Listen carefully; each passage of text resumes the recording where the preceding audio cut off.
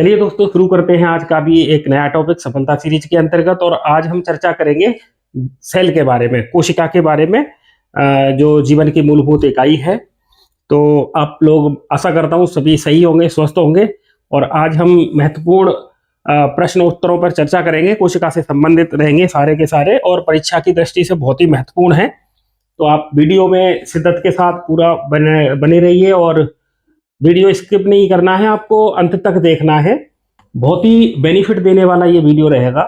आपकी तैयारी और आपका सिलेक्शन सुनिश्चित हो सके, ऐसी कामना करते हैं। तो कोशिका के बारे में अपन चर्चा करेंगे। तो चलिए देख लेते हैं प्रश्नों की इस महत्वपूर्ण श्रृंखला के बारे में। और सबसे पहले प्रश्न की चर्चा करते हैं। Who first saw and describe a life cell. देखिए, जीवित कोशिका को सर्वप्रथम किसने देखा और उसका वर्णन किया? तो यहाँ पर ऑप्शन दिए गए हैं। यहाँ पर बात जीवित कोशिका की हो रही है। Robert brown, Anton von Leeuwenhoek, ठीक है, मैथ्यूस लीडेन, रूडोल्फ विर्चो।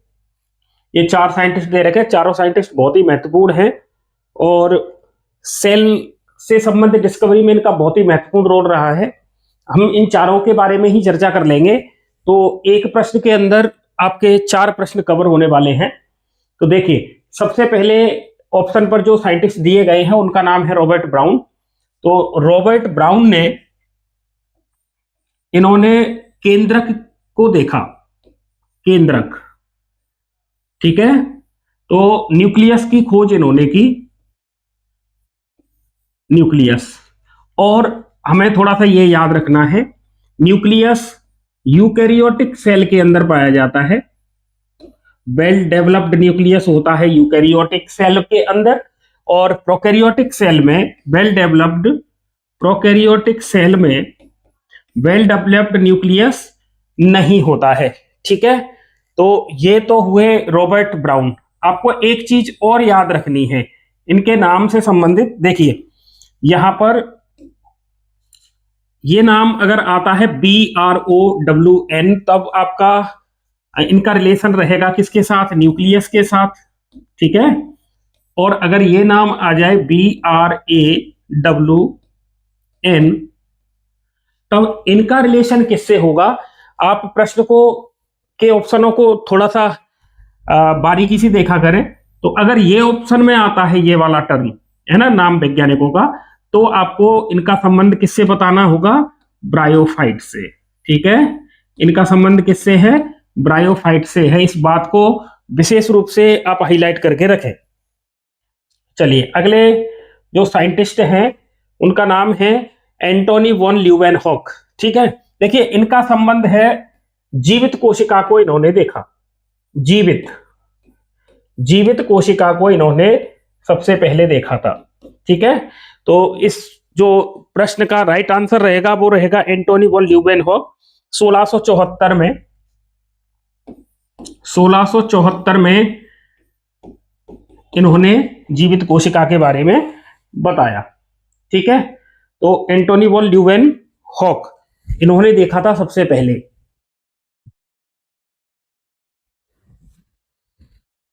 और ल्यूवेनहॉक ने ह्यूमन स्पर्म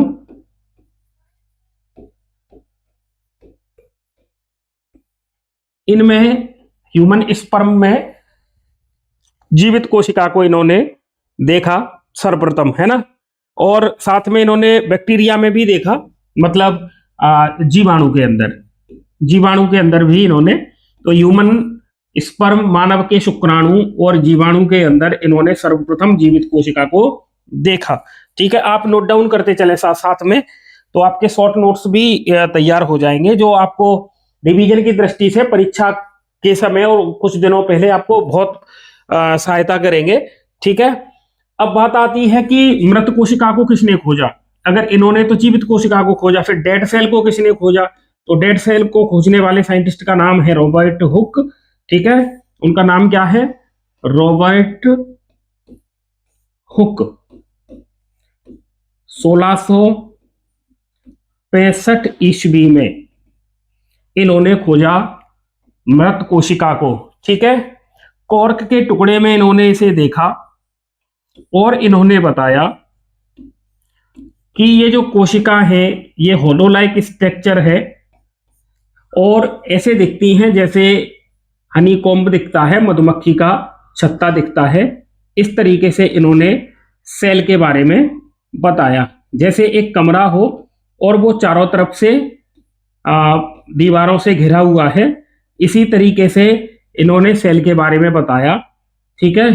तो इसे मधुमक्खी के छत्ते के जैसे इन्होंने कहा, होलो लाइक स्ट्रक्चर है, ऐसा कहने वाले थे रॉबर्ट हुक और इन्होंने डेड सेल को सर्वप्रथम खोजा था, ठीक है। तो डेड कोशिका या मृत कोशिका को खोजने वाले हैं रॉबर्ट हुक और जीवित कोशिका को या लिविंग सेल को खोजने वाले हैं ल्यूवेनहॉक। तो आप एक ट्रिक से भी याद रख सकते हैं, देखिए ल्यूवेनहॉक और लिविंग सेल है ना, ये दोनों एल से शुरू हो रहे हैं, तो इस तरीके से आप ट्रिक से इनको याद रख सकते हैं।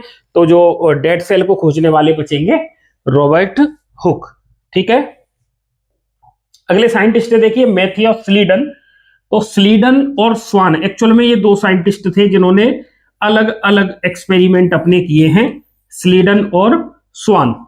स्लीडन और स्वान दोनों ही जो साइंटिस्ट हैं वो कहां के रहने वाले थे, जर्मनी के थे, दोनों ही जर्मनी के थे लोग।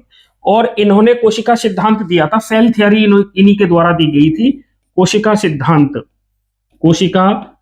सिद्धांत इन्हीं के द्वारा दिया गया था। कोशिका सिद्धांत देने वाले साइंटिस्ट थे स्लीडन और स्वान। सेल थ्योरी देने वाले ये दोनों साइंटिस्ट हैं, ठीक है, स्लीडन और स्वान थे। इन्होंने 1838 और 1839 में 1838 और 1839 में अपना एक्सपेरिमेंट किया और कहा इन्होंने, स्लीडन कहते हैं कि सभी पादप प्लांट और स्वान कहते हैं सभी एनिमल्स किसके बने हैं, दोनों का एक ही आंसर था, सेल के और सेल प्रोडक्ट से बने होते हैं, सेल और सेल प्रोडक्ट से बने होते हैं, ठीक है, सेल और सेल प्रोडक्ट से बने होते हैं। प्लांट हो चाहे एनिमल हो सभी सेल से बने हैं, ऐसा कहने वाले थे स्लीडन और स्वान। दोनों ही जर्मनी के रहने वाले थे। 1838 से 1839, 1838 में स्लीडन एक्सपेरिमेंट करते हैं, 1839 में स्वान एक्सपेरिमेंट करते हैं। एक चीज और याद रखेंगे, जो स्लीडन है ये बॉटनिस्ट हैं और जो स्वान है वो जूलॉजिस्ट है। ये जूलॉजिस्ट है, ये बॉटनिस्ट है। ये पादपों पर एक्सपेरिमेंट कर रहे हैं, ये प्राणियों पर एक्सपेरिमेंट कर रहे हैं, ठीक है। अब एक और आपको याद रखना है, स्लीडन और स्वान ये नहीं बता पाए कि जो नई सेल आती है वो कहां से आती है, नई कोशिकाओं की उत्पत्ति कहां से होती है। तो इस गुत्थी को सुलझाने वाले जो वैज्ञानिक थे उन्होंने स्लीडन और स्वान की सेल थ्योरी में जो कमियां रह गई थी उसको पूरा करने वाले जो वैज्ञानिक थे उनका नाम है रुडोल्फ विर्चो। और ये कहते हैं कि नई कोशिका की उत्पत्ति पुरानी कोशिका से होती है, नई कोशिका की उत्पत्ति पुरानी कोशिका से होती है, ऐसा कहने वाले साइंटिस्ट हैं रुडोल्फ विर्चो, ठीक है। तो इन्होंने कहा था नई कोशिका की उत्पत्ति पुरानी कोशिका से होती है, ऐसा कहने वाले थे रुडोल्फ विर्चो। इन्होंने 1859 में बताया था ये, है ना। और इन्होंने कहा ओमनिस सेल्यूला ई सेल्यूला, ये टर्म इन्होंने दिया था, ठीक है, ओमनिस सेल्यूला ई सेल्यूला, ये टर्म इन्होंने दिया। और इन्होंने कहा कि जो नई कोशिका होती है, नई कोशिका जो होती है उसका निर्माण प्री एग्जिस्टिंग सेल से होता है। तो नई कोशिका पूर्ववर्ती प्री एग्जिस्टिंग सेल, पूर्ववर्ती कोशिका के डिवीजन से बनती है, ऐसा कहने वाले थे रुडोल्फ विर्चो, ठीक है। तो हमने यहाँ पर चारों साइंटिस्ट के बारे में, Robert brown, Antony von Leeuwenhoek, Matthew स्लीडन और रुडोल्फ विर्चो, चारों के बारे में चर्चा कर ली है। एक प्रश्न है और आपको 4 प्रश्न आपके और तैयार होते हैं इसमें। तो इसी तरीके के बहुत महत्वपूर्ण कॉन्सेप्चुअल आपको वीडियो मिलेंगे और आप बने रहिए सांदीपनी क्लासेस के साथ और अपनी सफलता सुनिश्चित करें। ये इसका सेल से संबंधित, द सेल से संबंधित ये पहला वीडियो है, मतलब ये आपको मिलेगा पार्ट फर्स्ट, है ना। और इसके अलावा एक मिलेगा आपको पार्ट सेकंड, उसमें थोड़े से स्टैंडर्ड और बढ़ेगा, क्वेश्चनों का लेवल बढ़ेगा उसमें। तो आप उस वीडियो को जरूर देखिएगा। ये वीडियो के 50 क्वेश्चन पूरे होने के बाद आप वो वीडियो भी देखें। और सेल से संबंधित मुझे ये आशा करता हूं कि आपका क्वेश्चन गलत नहीं जाएगा और मैंने कोशिश की है कि पूरी सेल को उसमें कवर अप कर लिया जाए। तो आप इसी तरीके से अपनी तैयारी को सुनिश्चित करें और अपनी एक सीट पक्की करें। हम चर्चा कर रहे हैं प्रश्न नंबर 2 पर और यहां पूछा जा रहा है कोशिका में केंद्रक की खोज किसने की। अभी हमने चर्चा की थी। देखिए यहां पर ऑप्शन दिए हुए हैं रॉबर्ट हुक, रॉबर्ट ब्राउन, स्वान और कैमिलियो गोल्जी। ठीक है, तो इसका राइट आंसर क्या होगा? क्योंकि अभी हमने इससे पहले वाले प्रश्न पर चर्चा की थी, तो इसका राइट आंसर होगा रॉबर्ट ब्राउन। इन्होंने केंद्रक की खोज की थी।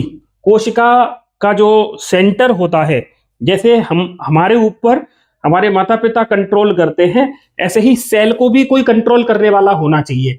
तो सेल को कंट्रोल करता है वो न्यूक्लियस होता है, केंद्रक होता है, और सेंटर में पाया जाता है। ऐसे भी अपन याद रख सकते हैं कि सेल के सेंटर में कौन होगा? केंद्रक होगा, न्यूक्लियस होगा। ठीक है, एनिमल सेल में एक्चुअल में ये सेंटर में रहता है, लेकिन प्लांट सेल में क्योंकि एक बहुत बड़ी रसदानी बन जाती है, वैक्यूल्स बन जाती है, इसीलिए ये एक साइड में खिसक जाता है। ठीक है, तो ये क्या करता है? केंद्रक जो होता है ये कंट्रोल करता है किसको? ये सेल का कंट्रोल सेंटर है, कंट्रोल सेंटर है। ठीक है, और जब इसका कंट्रोल खो जाता है, अगर केंद्रक कोशिका पर कंट्रोल नहीं कर पाता है, तो फिर फर्दर कोशिका डिवाइड हो जाती है और एक कोशिका से 2 कोशिकाएं बन जाती हैं। तो उस समय केंद्रक का भी विभाजन होता है, मतलब सारे ही सेल ऑर्गन्स डिवाइड होकर अलग अलग कोशिकाओं में चले जाते हैं। ठीक है, तो एक तो ये बात हुई। ऐसे ही समझ लो आजकल जो घरों में होता है उसी हिसाब का एक तरीके का ये व्यवस्था है। जैसे घर के अंदर मेंबर्स की संख्या जब बढ़ती जाती है ना, तो जैसे ये पहले ये 2 थे, फिर इनका एक बच्चा पैदा हुआ, इसकी शादी हो गई। शादी होने के बाद फिर आप जानते ही हो कि घर में देखो बंटवारा होता ही है। तो मतलब कहीं ना कहीं व्यवस्था यही है कि जब माँ बाप का कंट्रोल यहाँ नहीं रहा तो फिर वो घर में बंटवारा हो ही जाता है। इसी तरीके से जो केंद्रक है वो कोशिका पर अगर कंट्रोल नहीं कर पाता है और तो फिर बेहतर ये रहता है कि कोशिका को डिवाइड कर दिया जाए, और ये एक जरूरी प्रोसेस भी है कोशिका की दृष्टि से। ठीक है, तो बाकी के साइंटिस्ट की हमने इससे पहले वाले प्रश्न में नंबर 1 पर चर्चा कर ली है, तो आप वहां से देख लें। ये साइंटिस्ट एक अलग हैं, कैमिलो गोल्जी। अगले क्वेश्चन पे इनके बारे में भी चर्चा करेंगे। इन्होंने गोल्जी काय को खोजा था, है ना। गोल्जी काय को खोजा था, गोल्जी बॉडी। तो गोल्जी बॉडी को डिस्कवर करने वाले हैं ये गोल्जी बॉडी। ठीक है, गोल्जी बॉडी के बारे में आगे क्वेश्चन आएगा तो चर्चा करेंगे, इसका फंक्शन क्या है ना, गोल्जी बॉडी, क्योंकि ये गोल्जी बॉडी से संबंधित प्रश्न आते हैं परीक्षा में। तो चलिए अगला प्रश्न देखेंगे।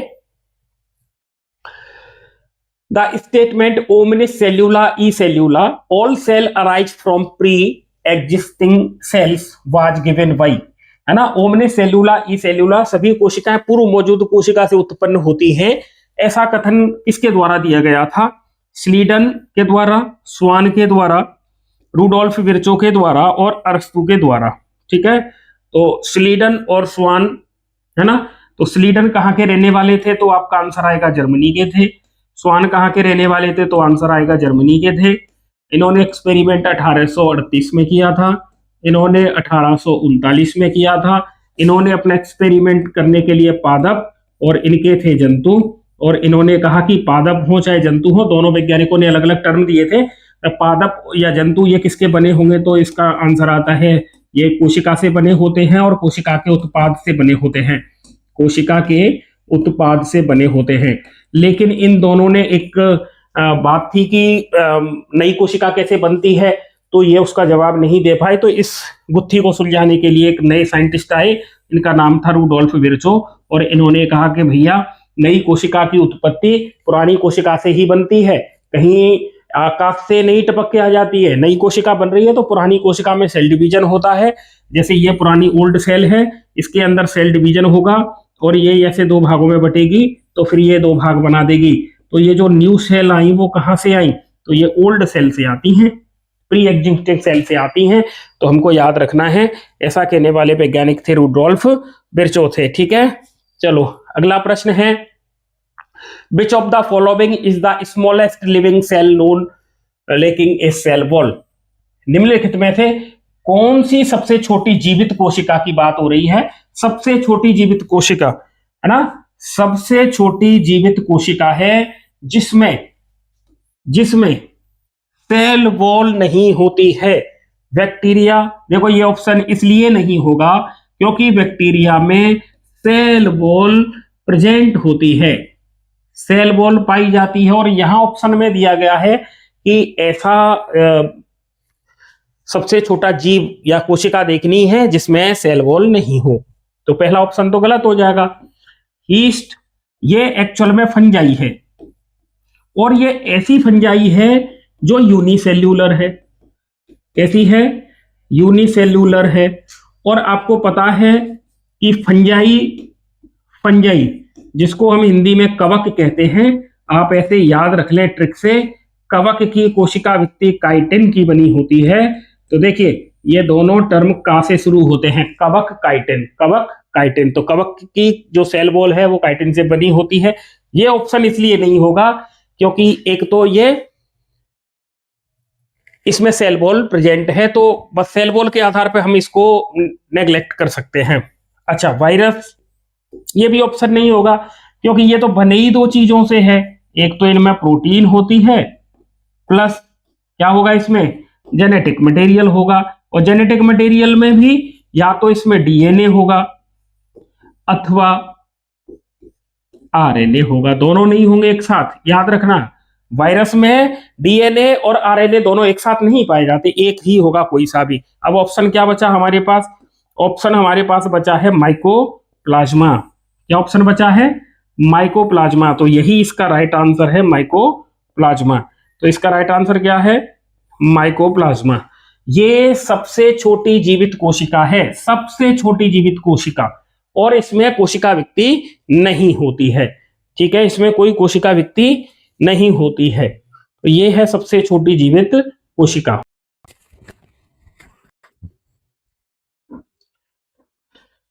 चलो अगला प्रश्न देखें, the plasmid DNA in bacteria confers which unique phenotypic character. जीवाणुओं में प्लाज्मिड डीएनए कौन सा विशिष्ट लक्षण प्रदान करता है। कौन सा डीएनए की बात हो रही है, प्लाज्मिड डीएनए, है ना, प्लाज्मिड डीएनए। तो प्लाज्मिड डीएनए की बात हो रही है, ये कलर नहीं दिखेगा,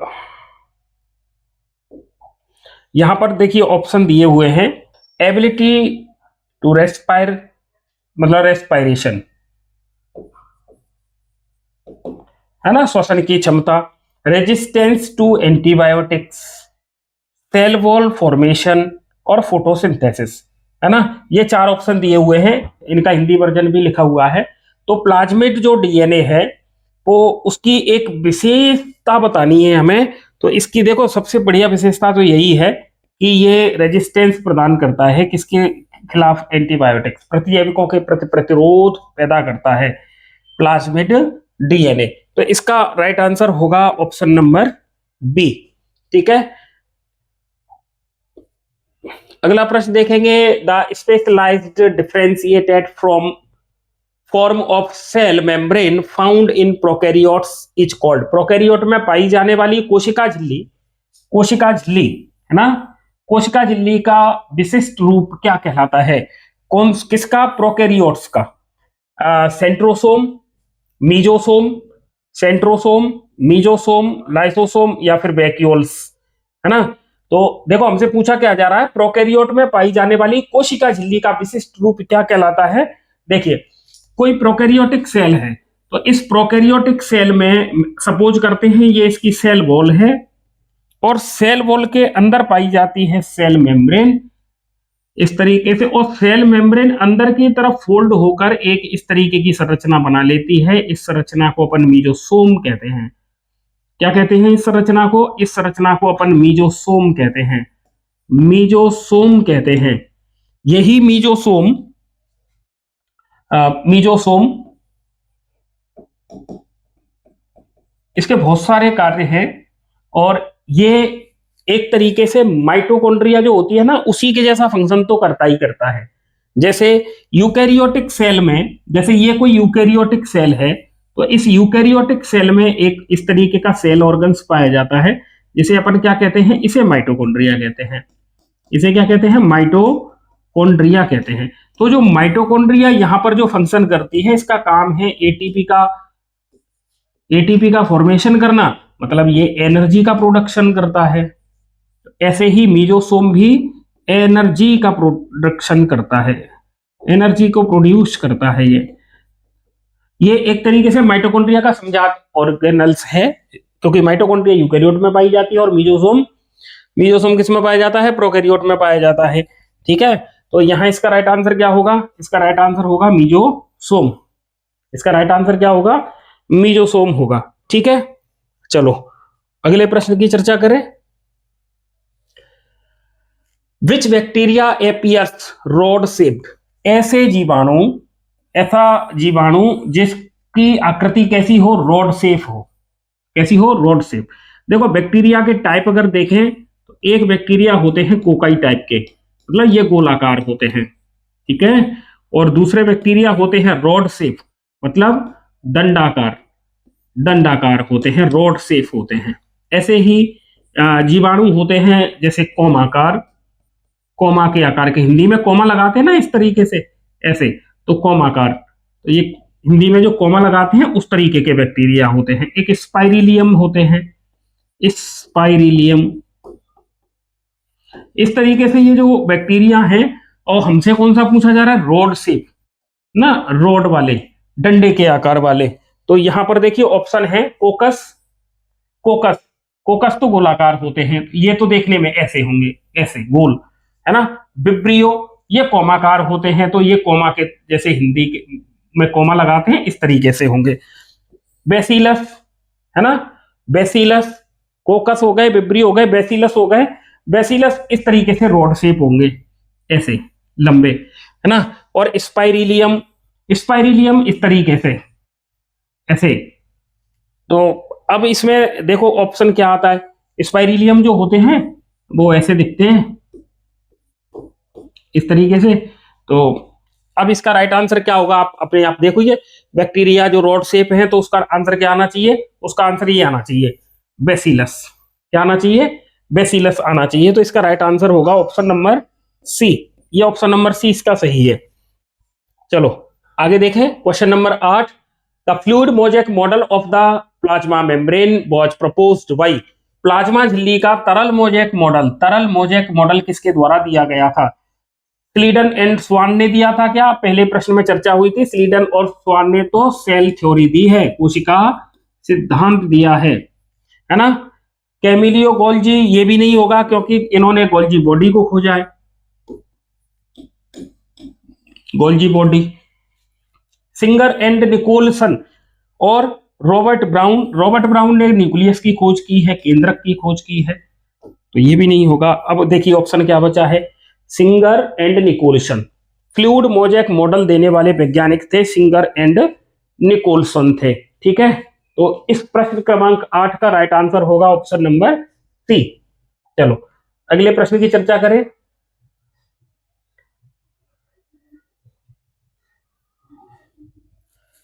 इन ह्यूमन इरिथ्रोसाइट का मतलब हो गया रेड ब्लड सेल, आरबीसी लाल रक्त कोशिकाएं। The percentage of protein in the membrane is approximately, जो आरबीसी होती है, आरबीसी, आरसीबी मत कर देना, है ना, ये 2020 मैच नहीं चल रहा है, तो आरसीबी नहीं है, ये आरबीसी है। तो आरबीसी की झिल्ली में आरबीसी की जो मेम्ब्रेन है उसमें प्रोटीन का प्रतिशत कितना है? तो ये इसका आंसर देखिए 40%, 52%, 60%, 30%। इसका राइट आंसर होगा ऑप्शन नंबर बी 52%। तो इसको याद कर लेना 52%, है ना। प्रश्न क्रमांक 10, which component of the algae cell wall is not present in higher plants? शैवाल कोशिका भित्ति का कौन सा घटक उच्च पौधों में मौजूद नहीं होता है? नहीं होता है, याद रखना, नहीं होता है बात हो रही है। तो यहां पर देखिए चार ऑप्शन दिए हुए हैं। सेल्यूलोज, देखो हमें पता है सेल्यूलोज हायर प्लांट्स में भी पाया जाता है, उच्च पादपों में पाया जाता है ना, उच्च पादपों में ये पाया जाता है। और यहां पर ऑप्शन दे रखे हैं गैलेक्टेंस, पेक्टिन, हेमीसेल्यूलोज। हेमीसेल्यूलोज भी उच्च पादपों में पाया जाता है, ये उच्च पादपों में पाया जाता है ना। तो देखिए, और पेक्टिन, पेक्टिन भी पाया जाता है उच्च पादपों में। मैंने आपको इससे पहले वाले वीडियो में अपन ने reproduction, sexual reproduction in flowering plant के बारे में चर्चा की थी। तो आपको याद होगा जो क्या होते हैं पोलन, पोलन ग्रेन्स। तो पोलन ग्रेन्स का जो इंटाइन है, मतलब अंतःचोल है, वो किसका बना होता है? तो वो सेल्यूलोज और पेक्टिन का बना होता है। अब देखिए एक ऑप्शन यहां बचता है, ये मैंने जो टिक लगाए हैं ना ए बी सी, ये तीनों तो पाए जाते हैं, हायर प्लांट्स में भी पाए जाते हैं। तो फिर इसका राइट आंसर होगा गैलेक्टेंस। गैलेक्टेंस ये इसका राइट आंसर है क्वेश्चन नंबर 10 का, है ना। क्वेश्चन नंबर 11, क्वेश्चन नंबर 11 है द लेयर दैट होल्ड्स और glues the different neighbouring cells together is. वह परत जो विभिन्न पड़ोसी कोशिकाओं को एक साथ बांधे रखती है। जैसे मेरे पास एक ये सेल है इस तरीके से, और एक ये सेल है इस तरीके से। तो इन दोनों सेल को चिपकाए रखने का काम या बांधे रखने का काम कौन करता है, इसके बारे में पूछा जा रहा है। ठीक है, तो इन सेल्स को यहां पर ऐसे इनको कौन कवर अप करके रखा हुआ है? तो यहां पर आंसर दे रखे हैं, देखिए primary wall, secondary wall, middle lamella और प्लाज्मा मेम्ब्रेन। चार ऑप्शन दिए हुए हैं, है ना। देखो इधर, जैसे ये कोई सेल है, ये कोई सेल है, तो इसके अंदर तो यहां प्लाज्मा मेम्ब्रेन होगा, ये तो नहीं बांध के रखेगी। एक इधर है कोई सेल, ये है सेल बॉल, सेल बॉल। अब सेल बॉल में प्राइमरी सेल बॉल होती है, सेकेंडरी सेल बॉल होती है ना, टर्सरी सेल बॉल होती है, वो ज्यादातर जिम्नोस्पर्म में पाई जाती है। तो प्राइमरी बॉल, फिर सेकेंडरी बॉल, मिडिल लेमिला। अब देखिए इन दोनों के बीच में यहां पर जो ग्लू का काम करती है, इनको चिपकाए रखने का काम करती है, इस लेयर को कहते हैं मिडिल लेमिला। क्या कहते हैं इसको? मिडिल लेमिला कहते हैं, मिडिल लेमिला कहते हैं, मध्य पटलिका कहते हैं। ये दोनों कोशिकाओं को जोड़ने का काम करती है, ये मिडिल लेमिला दोनों कोशिकाओं को जोड़ने का काम करती है। जब फल कोई पक जाता है ना, तो पके हुए फलों में जब कोई फल कच्चे से, कच्चा देखो आप, कच्चा आम देखो कितना टाइट रहता है, लेकिन पके हुए आम को देखो, कोई सा भी पका हुआ फल देखो तो वो थोड़ा सा लूज हो जाता है। और लूज होने का कारण क्या है? ये मिडिल लेमिला है ना, ये हट जाती है वहां से। तो मिडिल लेमिला इसका राइट आंसर होगा। दो आसपास की कोशिकाओं को जोड़ने का काम मिडिल लेमिला करती है, और मिडिल लेमिला के घुल जाने पर ही पके हुए फल ढीले हो जाते हैं या लूज हो जाते हैं। तो इसका राइट आंसर होगा ऑप्शन नंबर सी। और अगर अपन चर्चा करेंगे प्रश्न क्रमांक 12 के बारे में। प्रश्न क्रमांक 12 में पूछा जा रहा है which of the following is not part of the endomembrane system. Endomembrane system का अंतः झिल्लिका तंत्र का हिस्सा नहीं है ना। तो यहां पर ऑप्शन दिए हुए हैं ER, endoplasmic reticulum, Golgi body, mitochondria और लाइसोसोम। देखिए एंडोमेम्ब्रेन सिस्टम में आपको क्या याद रखना है? एंडोमेम्ब्रेन सिस्टम का हिस्सा नहीं पूछ रहा है वो, तो एंडोमेम्ब्रेन सिस्टम में आपको याद रखना है GERL। मेन तो यह GERL सिस्टम, ये आपको याद रखना है। ठीक है, यहां पर G का मतलब होता है गोल्जी बॉडी, ER का मतलब होता है एंडोप्लाज्मिक रेटिकुलम, और L का मतलब होता है लाइसोसोम। याद रखना इसको, है ना। GERL system, Golgi body, endoplasmic reticulum और लाइसोसोम, वैक्यूल्स भी इसी में इंक्लूड रहती है ना। एंडोमेम्ब्रेन सिस्टम के अंदर ही इसमें इंक्लूड रहती है। तो एंडोप्लाज्मिक रेटिकुलम याद रखना है, गोल्जी बॉडी को याद रखना है ना, और वैक्यूल्स को भी याद रखना है, वैक्यूल्स को भी याद रखना है इसमें। GERL और वैक्यूल्स भी इसमें इंक्लूड है। वैक्यूल्स मतलब रिक्तिका, रिक्तिका भी इसमें इंक्लूड है ना। तो ये एंडोमेम्ब्रेन सिस्टम में आते हैं। अब आप इसमें से ऑप्शन देखिए, देखो गोल्जी बॉडी यहाँ ऑप्शन में है, ये है ना। एंडोप्लाज्मिक रेटिकुलम भी ऑप्शन में है, लाइसोसोम भी ऑप्शन में है, और अगर यहाँ वैक्यूल्स भी होती तो वो भी एंडोमेम्ब्रेन सिस्टम का पार्ट है। माइटोकॉन्ड्रिया इसका राइट आंसर होगा। इसका राइट आंसर क्या होगा? माइटोकॉन्ड्रिया। देखिए माइटोकॉन्ड्रिया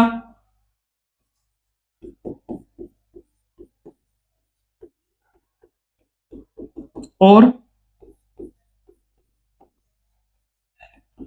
क्लोरोप्लास्ट, ये दोनों सेल ऑर्गन्स ऐसे हैं जिनमें स्वयं का तो डीएनए होता है और स्वयं का ही इनमें राइबोसोम भी होता है, राइबोसोम भी होता है। याद रखना, माइटोकॉन्ड्रिया और क्लोरोप्लास्ट, इनमें खुद का डीएनए भी है और खुद का इनमें क्या है?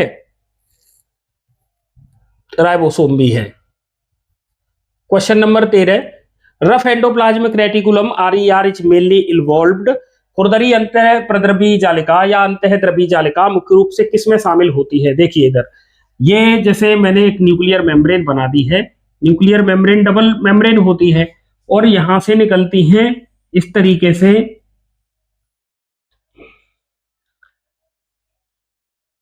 ये जो स्ट्रक्चर है वो एक्चुअल में एंडोप्लाज्मिक रेटिकुलम है, और एंडोप्लाज्मिक रेटिकुलम पर और न्यूक्लियर मेम्ब्रेन पर राइबोसोम चिपके हुए होते हैं। ये इस तरीके से, ये जो राइबोसोम है, आपको पता है राइबोसोम को प्रोटीन फैक्ट्री कहते हैं, राइबोसोम को प्रोटीन का कारखाना कहते हैं। तो ये प्रोटीन का सिंथेसिस करेंगे, है ना।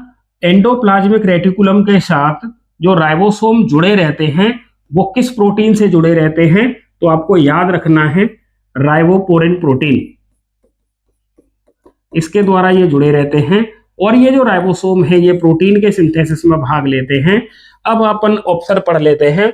Rough endoplasmic reticulum is mainly involved in, देखिए यहाँ ऑप्शन, ये option number B, protein synthesis, ये इसका राइट आंसर होगा, प्रोटीन सिंथेसिस। तो इसका राइट आंसर होगा option number B. Lipid synthesis ये SER करती है, मतलब स्मूथ एंडोप्लाज्मिक रेटिकुलम का ये काम है। कार्बोहाइड्रेट ऑप्शन नहीं होगा, डीएनए रिप्लिकेशन ऑप्शन नहीं होगा। डीएनए रिप्लिकेशन की चर्चा हमने आप प्लेलिस्ट में प्रश्न देख सकते हैं, सॉरी प्लेलिस्ट में आप वीडियो देख सकते हैं, क्लास 12th और कॉम्पिटिटिव एग्जाम के नाम से, वहां पर इससे संबंधित वीडियो मैंने बना रखा है पहले, तो आप उसको देख सकते हैं। अगला प्रश्न है प्रश्न क्रमांक 14, smooth endoplasmic reticulum SER is the major site of the synthesis of lipid. अभी मैंने चर्चा की थी, क्योंकि प्रोटीन का सिंथेसिस करती है RER, क्योंकि RER पर राइबोसोम पाए जाते हैं, और इसका सिंथेसिस करती है SER। SER smooth endoplasmic reticulum, इस पर राइबोसोम एब्सेंट होते हैं, इस पर राइबोसोम नहीं होते हैं, ठीक है। एंजाइम ऑप्शन होगा नहीं, न्यूक्लिक एसिड ऑप्शन में होगा नहीं, तो इसका राइट आंसर होगा लिपिड। नेक्स्ट क्वेश्चन है question number 15, which organelle is the important site of formation of glycoprotein and glycolipid. Glycoprotein और ग्लाइकोलिपिड का फॉर्मेशन किसके द्वारा होता है? ग्लाइकोप्रोटीन और ग्लाइकोलिपिड। देखिए लाइसोसोम, तो लाइसोसोम इसका आंसर नहीं होगा, क्योंकि लाइसोसोम को तो हम क्या कहते हैं? आत्मघाती थैली कहते हैं, सुसाइडल बैग। ये जिस कोशिका में रहता है उसी को नष्ट कर दे, इसीलिए, है ना। वैक्यूल्स रसदानी, इसमें अपशिष्ट पदार्थों का संग्रह किया जाता है, अपशिष्ट पदार्थों को स्टोर किया जाता है, इसमें संग्रहित किया जाता है। गोल्जी एपरेटस इसका राइट आंसर होगा, गोल्जी एपरेटस इसका राइट आंसर होगा। प्लास्टिड ये नहीं आएंगे, क्योंकि प्लास्टिड में क्लोरोफिल और बहुत अलग अलग प्रकार के, जैसे प्लास्ट है ना, क्लोरोफिल है, ल्यूकोप्लास्ट है, इस तरीके से इसमें बहुत सारे पिगमेंट्स पाए जाते हैं। तो ये इसमें ऑप्शन में नहीं होगा, ठीक है। तो इसका तो राइट आंसर होगा option number B, Golgi apparatus, ठीक है। Sorry, option number C, Golgi apparatus.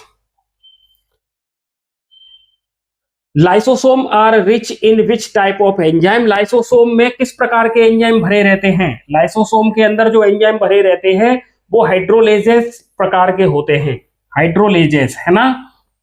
इसीलिए तो ये कोशिका के अंदर रहता है और उसी कोशिका को भी ये मार देता है जिसमें ये रहता है, इसीलिए हम इसको आत्मघाती थैली भी कहते हैं। तो इसमें लगभग 50 प्रकार के एसिड, अम्लीय प्रवृत्ति के क्या पाए जाते हैं? एंजाइम पाए जाते हैं, एंजाइम पाए जाते हैं। आपको पता हो जैसे मेढक है ना, मेढक का जो लार्वा है, मेढक का लार्वा को कहते हैं टेडपोल, टेडपोल, और टेडपोल में पाई जाती है पूंछ, है ना। तो लेकिन वयस्क में, वयस्क आपने बड़ा मच्छर, सॉरी, मेढक देखा होगा तो उसमें आपको पूंछ नहीं दिखती है। तो ये पूंछ गायब कैसे हुई? तो वो गायब किससे हुई है? लाइसोसोम के एंजाइम की वजह से ऐसा होता है ना। कैथेप्सिन नाम का एंजाइम है। कौन सा एंजाइम है? कैथेप्सिन। इसकी वजह से उसकी पूंछ नष्ट हो जाती है। तो टेडपोल लार्वा में पूंछ पाई जाती है लेकिन एडल्ट में नहीं पाई जाती। रसधानी को घेरने वाली झिल्ली को क्या कहते हैं? यहां पर ये थोड़ा सा मिसप्रिंट हो गया है, ये नहीं आएगा यहां पर, है ना, ये नहीं आएगा, इसमें वैक्यूल्स आएगा इसकी जगह पर, है ना, वैक्यूल्स आएगा। Vacuole are rich in which type of enzyme? ये इसको हटा देते हैं पूरे को, ये इंग्लिश वर्जन थोड़ा सा मिसप्रिंट हो गया है, तो आप इंग्लिश वर्जन को हटा दें, नीचे वाला हिंदी वर्जन देखिए। यहां पर वैक्यूल्स को घेरने वाली, देखिए किसी सेल के अंदर जैसे ये वैक्यूल्स है, तो यहां पूछा ये जा रहा है कि इस रसधानी में, मैं यहां लिख देता हूं वैक्यूल्स या रसधानी, तो इस रसधानी में ये जो आउटर मोस्ट लेयर है, ये वाली जो लेयर है, इसको क्या कहते हैं? इस लेयर का नाम क्या है? तो इसका नाम होता है टोनोप्लास्ट होता है। इसका नाम क्या है? टोनोप्लास्ट होता है। ये प्रश्न क्रमांक 17 है, ये मिसप्रिंट हो गया है। आप थोड़ा सा इसको इंग्लिश वर्जन को नहीं देखें, हिंदी वर्जन को देखें। वैक्यूल्स को घेरने वाली झिल्ली मतलब वो मेम्ब्रेन, झिल्ली का मतलब हो गया मेम्ब्रेन, तो इस मेम्ब्रेन को कहते हैं टोनोप्लास्ट। इसका राइट आंसर होगा B, option number B, tonoplast. अगला प्रश्न है, in amoeba which vacuoles is important for osmoregulation? Osmo परासरण नियमन के लिए अमीबा में कौन सी रसदानी जिम्मेदार होती है? तो इसका राइट आंसर होगा contractile vacuoles, contractile vacuoles. Contractile vacuoles का काम है अमीबा को फटने से बचाने का। ये एक्स्ट्रा जो पानी आता है उसको भर लेती है और अमीबा की मेम्ब्रेन के पास जाके ये रैप्चर हो जाती है, फट जाती है और पानी को बॉडी से बाहर कर देती है। तो ये परासरण नियमन, एक्स्ट्रा जो पानी है जो कि हानिकारक हो सकता है उसको ये शरीर से बाहर निकालने का काम करती है। तो इसका राइट आंसर होगा संकुचनशील रसधानी, कॉन्ट्रेक्टाइल वैक्यूल्स। अमीबा में कॉन्ट्रेक्टाइल वैक्यूल्स परासरण नियंत्रण का कार्य करती है, ऑस्मो रेगुलेशन का काम करती है, परासरण नियंत्रण का काम करती है। प्रश्न क्रमांक 19 पर चर्चा करेंगे। The inner membrane of mitochondria form in folding called? सूत्र कणिका की या माइटोकॉन्ड्रिया की आंतरिक झिल्ली अंतर्वलित हो जाती है। जैसे mitochondria double membrane cell organelles है ना, और जो इनर मेम्ब्रेन है वो अंदर की तरफ इस तरीके से फिंगर लाइक प्रोजेक्शन के रूप में इस तरीके से फोल्ड हो जाती है। तो वो पूछ क्या रहे हैं? वो ये पूछ रहे हैं कि ये जो अंदर की तरफ फोल्ड हुई है इनको क्या कहते हैं? तो इनके नाम क्या है ना? तो इनका नाम है क्रिस्टी। क्या नाम है इसका? क्रिस्टी। तो देखिए आपको कुछ क्रिस्टी कहीं दिख रही है क्या, है ना? तो ये देखिए ऑप्शन नंबर सी, क्रिस्टी, ये क्रिस्टी कहलाती है।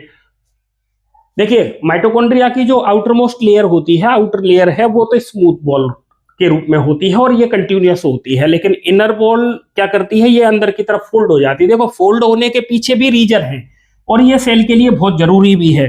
फोल्ड होने का कारण क्या है? फोल्ड होने से क्या बढ़ेगा?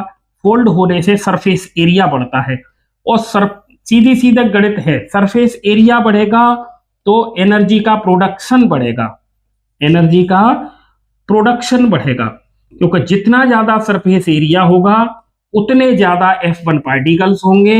F1 पार्टिकल्स पर ही एटीपी का फॉर्मेशन होता है, तो जितने ज्यादा फोल्ड उतने ज्यादा क्रिस्टी, जितने ज्यादा क्रिस्टी उतने ज्यादा F1 पार्टिकल्स, और जितने ज्यादा F1 पार्टिकल्स उतनी ज्यादा एनर्जी का प्रोडक्शन, है ना। F1 पार्टिकल्स को ऑक्सीसोम भी कहते हैं, क्या कहते हैं, ऑक्सीसोम भी कहते हैं, या फिर F1 पार्टिकल्स, F1 कण। और F1 इनका नाम पड़ा है फर्नांडेस मोरोन के द्वारा इनको डिस्कवर किया गया था, इसीलिए हम इनको F1 पार्टिकल्स कहते हैं, ठीक है। प्रश्न क्रमांक 20, mitochondria are termed power house. Mitochondria को अपन क्या कह रहे हैं, पावर हाउस कह रहे हैं, of the cell because they produce.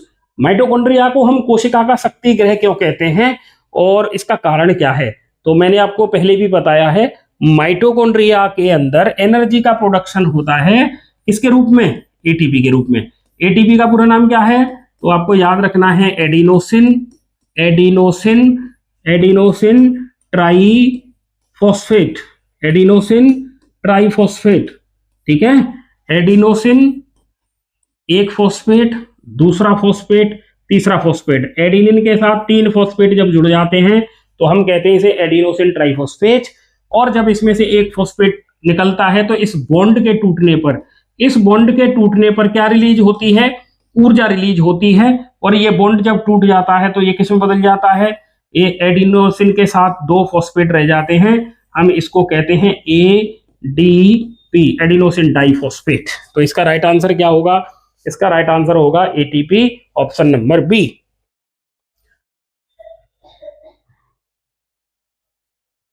प्रश्न क्रमांक 21, which plastid contain chlorophyll and carotenoid pigments of photosynthesis. किन लवकों में या प्लास्टिड में प्रकाश संश्लेषण के लिए क्लोरोफिल और कैरोटीनॉइड दोनों पाए जाते हैं। तो देखिए, क्लोरोफिल का कलर तो है ग्रीन और कैरोटीनॉइड का कलर है येलो रेड टाइप का, है ना। तो इसका राइट आंसर क्या होगा, देखिए, अवर्णी लवक, अ लग गया, वर्णी मतलब ल्यूकोप्लास्ट, इसमें तो कोई रंग ही नहीं है तो ये इसको हटाइए। क्लोरोफिल हरित लवक हरे रंग का होता है, इसको भी हटाइए। इलियोप्लास्ट, इसको भी हटाइए। अब देखिए ऑप्शन क्या बचता है, क्रोमोप्लास्ट बचता है, ये कलर्ड होता है। तो इसका राइट आंसर होगा ऑप्शन नंबर ए। किन लवकों में प्रकाश संश्लेषण के लिए क्लोरोफिल और कैरोटीनॉइड वर्णक होते हैं, तो इसका आंसर आएगा क्रोमोप्लास्ट, क्रोमोप्लास्ट, ठीक है। चलो अगला प्रश्न, question number 22, amyloplast are a type of leucoplast that store. Amyloplast एक प्रकार का अवर्णी लवक है जो क्या संग्रह करता है, प्रोटीन को करता है। एमाइलोप्लास्ट की बात हो रही है, देखो पिगमेंट तो ऑप्शन आएगा नहीं, है ना, और स्टार्च, स्टार्च और कार्बोहाइड्रेट, ऑप्शन नंबर सी इसका राइट आंसर होगा। प्रोटीन नहीं होगा, और एमाइलोप्लास्ट की बात हो रही है। इलियोप्लास्ट होता तो ऑयल और फैट आ जाते, तो ये 2 ऑप्शन नहीं होंगे, ये भी नहीं होगा, तो राइट आंसर होगा ऑप्शन नंबर सी, है ना। चलो question number 23, the stocks of thylakoid in a chloroplast are known as. हरित लवक में थाइलेकोइड के ढेर को क्या कहते हैं। देखिए, हरित लवक भी डबल मेम्ब्रेन सेल ऑर्गन्स है, इस तरीके से डबल मेम्ब्रेन सेल ऑर्गन्स है हरित लवक, और हरित लवक में बहुत सारे थाइलेकोइड्स पाए जाते हैं। देखिए, एक थाइलेकोइड, दूसरा थाइलेकोइड, तीसरा थाइलेकोइड, इस तरीके से थाइलेकोइड एक के ऊपर एक व्यवस्थित होकर, थाइलेकोइड एक के ऊपर एक व्यवस्थित होकर ऐसी संरचना बना दिखते हैं, ऐसी संरचना में दिखते हैं जैसे हम जो गिरिसाई पैसे होते हैं, एक के ऊपर एक पैसा रख के वो जो ढेरी बनती है उस तरीके का दिखता है, तो इसको कहते हैं ग्रेना। तो इसको क्या कह रहे हैं अपन, ग्रेना कह रहे हैं। अब ऐसे पूछ ले ग्रेना की यूनिट क्या है, तो ग्रेना की यूनिट क्या होगी, फिर ग्रेना की यूनिट होगी थाइलेकोइड, क्या होगी, थाइलेकोइड होगी, ठीक है। तो इसका राइट आंसर क्या होगा, ऑप्शन नंबर बी होगा। और इन 2 ग्रेना को इसको जोड़ने वाली ये संरचना है, इसको फ्रेट चैनल कहते हैं। क्या कहते हैं? फ्रेट चैनल कहते हैं। फ्रेट चैनल कहते हैं या स्ट्रोमा लेमिली भी कहते हैं इसको, स्ट्रोमा लेमिली भी कहते हैं। ये question number 23। Question number 24, ribosome का सबसे पहले किसके द्वारा देखा गया था? राइबोसोम को सबसे पहले किसके द्वारा देखा गया था? ये इंग्लिश वर्जन को हटाइए, ये मिसप्रिंट हो गया है फिर से, तो ये नहीं पढ़ना है, हमको पढ़ना है राइबोसोम को सबसे पहले किसके द्वारा देखा गया था। तो यहाँ पर कुछ नाम दिए हुए हैं, जैसे जॉर्ज पेलाडे, रॉबर्ट ब्राउन, केंद्रक की खोज करी थी, तो इनको हटाइए। कैमिलो गोल्जी ने गोल्जी काय की खोज की थी, इनको भी हटाइए। सिंगर और निकोलसन ने मिलकर तरल मोज़ेक मॉडल दिया था। अब आप देख लीजिए राइट आंसर क्या बचेगा। इसका राइट आंसर होगा जॉर्ज पेलाडे। ठीक है, चलो अगला प्रश्न, question number 25, eukaryotic ribosome are 80s, what do 80 and S stand for? Eukaryotic ribosome जो 80S टाइप का होता है, तो इसमें S का मतलब क्या है? तो इसका आंसर देना है। S क्या है?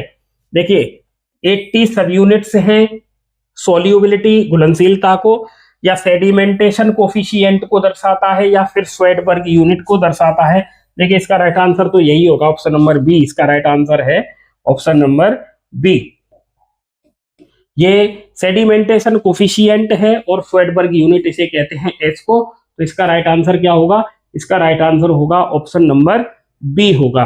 ठीक है, तो अभी तक हमने क्वेश्चन नंबर 1 से 25 तक चर्चा की है, और इसका एक अगला वीडियो अपन डालेंगे जिसमें क्वेश्चन नंबर 26 से लेके 50 तक हम चर्चा करेंगे, और इसी तरीके से वो चर्चा डिटेल्ड रहेगी जिसमें हम आपको हर एक ऑप्शन का आंसर देंगे। इस तरीके से आपका पूरा सेल से संबंधित कोई भी डाउट नहीं रहेगा। तो आप संदीपनी क्लासेस के साथ यूं ही बने रहिए, और चैनल को प्लीज सब्सक्राइब करें, वीडियो को लाइक और शेयर करें। आपसे एक ये अनुरोध है कि आप कमेंट्स नहीं करते हैं, कमेंट में आप अपनी क्वेरी भी रख सकते हैं, और उससे हमारा हौसला भी बढ़ता है। इसी तरीके के और इंटरेस्टिंग वीडियो आते रहेंगे, तो आप संदीपनी क्लासेस के साथ बने रहिए हैं। वीडियो देखने के लिए आपका बहुत बहुत धन्यवाद। जय हिंद।